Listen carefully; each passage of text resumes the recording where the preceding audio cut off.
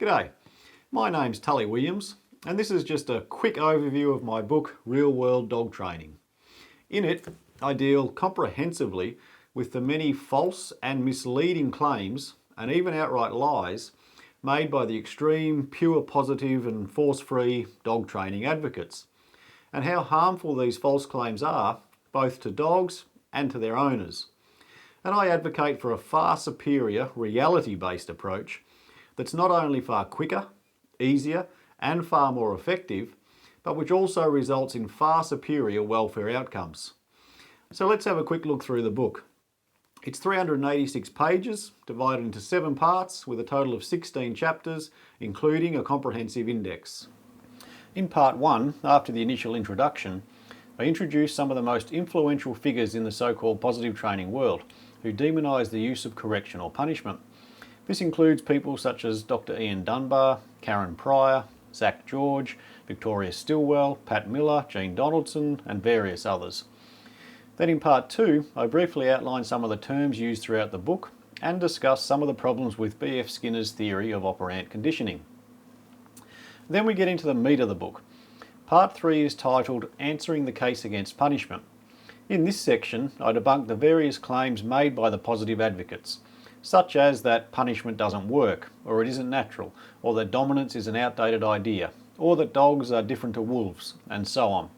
I prove, in large part from these positive trainers' very own mouths, that despite their claims, it actually works extremely effectively, far more effectively than positive training can in the majority of situations. And I discuss the fact that when used properly, correction or punishment actually need to be used very little at all.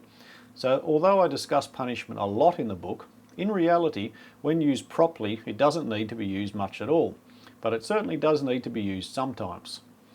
In Chapter 6, I debunk the claim that punishment causes all sorts of undesirable side effects or fallout, such as the claims that it causes aggression, learned helplessness, or fear and anxiety, and so on. And then in Chapter 7, I discuss the fallacy that punishment cannot create behaviours, it can only stop them. Then in part 4, I turn the spotlight up on the reward side of the equation.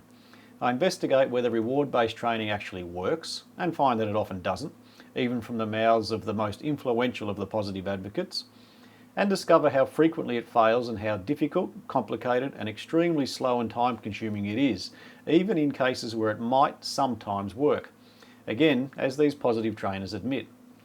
I consider the positive methods in general terms, and also specifically in relation to walking on the lead issues, coming when called, stopping unwanted behaviours, reactivity, aggression, and so on.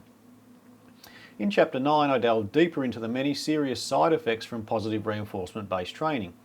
Side effects that are little discussed and rarely understood, such as how it causes and exacerbates aggression, can cause learned helplessness, contributes to fear and anxiety, leads to anger, abuse, rehoming and euthanasia, and depends on highly coercive strategies of deprivation, addiction and severe restrictions on your dog's freedom. Then in part 5 I move on to discuss the science, moving from a general discussion of problems in modern science to debunking scientist Murray Sidman's massively flawed claims, and then demolishing some of the most commonly quoted scientific papers regularly used to support the pure positive and force-free movements. In Chapter 13, I discuss some common training frameworks such as Lima and Life, and also offer a new framework which I call Protect. In Part 6, I talk about various myths about how to use punishment, myths sometimes even believed by those who realise the necessity of punishment. Then in Part 7, I delve into the morality of the use of punishment, and then finish up with a conclusion to tie it all together. As I mention in the book, the pure positive or force-free ideology is responsible for the needless rehoming and deaths of millions of dogs for problems that could be easily fixed with good, balanced training. The positive reinforcement experiment has failed. It is time to end the dark ages of reward-only training. If you really want to understand the truth about dog training and what's best for you and your dog, then get your copy today.